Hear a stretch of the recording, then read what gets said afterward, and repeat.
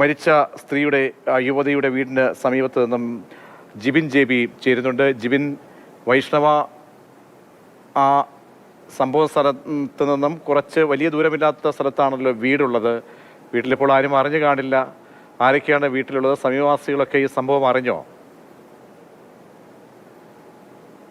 പ്രജീഷ്, ഈ പാപ്പനംകോട് ഈ ഒരു സ്ഥാപനത്തിന്, ഈ ഒരു തീപിടുത്തം നടന്ന സ്ഥാപനത്തിന് സമീപത്ത് തന്നെയുള്ള ദിക്കുബലി എന്ന് പറയുന്ന സ്ഥലത്താണ് ഇവർ വാടകയ്ക്ക് താമസിക്കുന്നത്.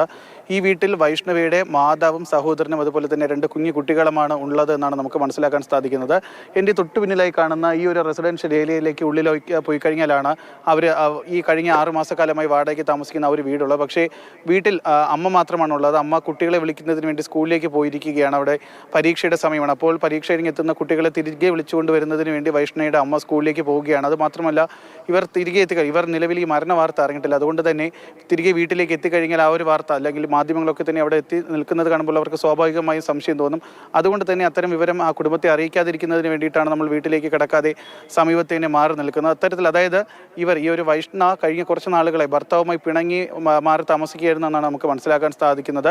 ഇവർ ഇവിടെ തന്നെയുള്ള ഈ ദിക്കുബലി എന്ന് പറയുന്ന സ്ഥലത്ത് തന്നെ മറ്റൊരു പ്രദേശത്തായിരുന്നു ആദ്യം വാടകയ്ക്ക് താമസിച്ചിരുന്നത്. പക്ഷേ അവിടെ സ്ഥിരമായി ഈ വീട്ടിലേക്ക് വെള്ളം കയറുന്ന പ്രശ്നമുണ്ടായിരുന്നു. ഇതൊരു ചതുപ്പിൻ്റെ ഭാഗമായിട്ടുള്ള ഒരു പ്രദേശമാണ്. അതുകൊണ്ട് തന്നെ അവിടെ വലിയ രീതിയിൽ വീട്ടിലേക്ക് വെള്ളം കയറുന്ന ഒരു അവസ്ഥയുണ്ടായിരുന്നു. അതുകൊണ്ടാണ് കഴിഞ്ഞ മഴക്കാലത്ത് ഈ ഒരു 6 മാസം മുൻപ് ഈ ദിക്കുബലി എന്ന് പറയുന്ന സ്ഥലത്ത് തന്നെയുള്ള മറ്റൊരു റെസിഡൻഷ്യൽ ഏരിയയിലേക്ക് അവർ താമസം മാറുന്നത്. അതൊരു ഒറ്റ നില വീടാണ്. അവിടെയാണ് ഈ വൈഷ്ണയും അതുപോലെ തന്നെ വൈഷ്ണവയുടെ മാതാവും ഈ 2 കുട്ടികളും പിന്നെ ഇടയ്ക്ക് സഹോദരൻ വരാറുണ്ട്. അവരും ഈ കഴിഞ്ഞ കുറച്ച് നാളുകളായി താമസിച്ചു വരുന്നത്.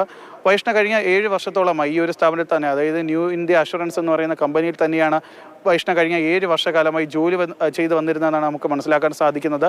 ഇവർ ഭർത്താവുമായി ചില തർക്കങ്ങളുണ്ടായിരുന്നു. അതിനുശേഷമാണ് ഈ അമ്മയോടൊപ്പം സഹോദരനോടൊപ്പം ഇവിടെ മാറി താമസിക്കുന്നതെന്നാണ് നമുക്കിപ്പോൾ മനസ്സിലാക്കാൻ സാധിക്കുന്നത്. ഇവരുടെ 2 കുട്ടികളും പാപ്പനംകോട് സ്കൂളിലാണ് പഠിക്കുന്നതെന്ന് നമ്മൾ മനസ്സിലാക്കുന്നു. എന്തായാലും വൈഷ്ണവയുടെ അമ്മ ഈ മരണ വിവരം അറിഞ്ഞിട്ടില്ല. അവർ ഈ കുട്ടികളെ സ്കൂളിൽ നിന്ന് പരീക്ഷ കഴിഞ്ഞ് വരുന്ന കുട്ടികളെ വിളിക്കുന്നതിന് വേണ്ടി സ്കൂളിലേക്ക്